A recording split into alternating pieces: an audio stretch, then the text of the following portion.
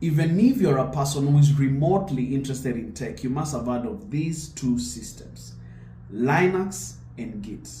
Now, Linux is an operating system, but it's built around the Linux kernel system, which is essentially the bridge between hardware and software. It's what enables the two to communicate.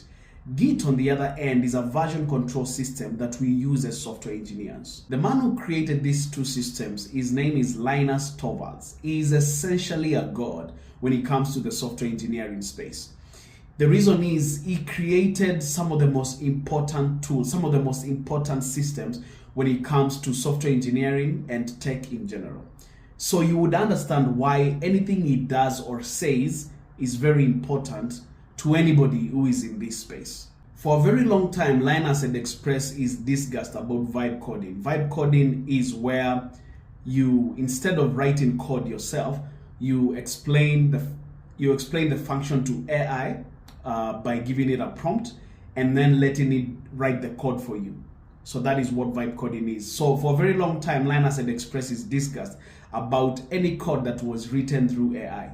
He actually called it garbage. But recently he admitted to using anti-gravity, an IDE which is a fork of VS Code.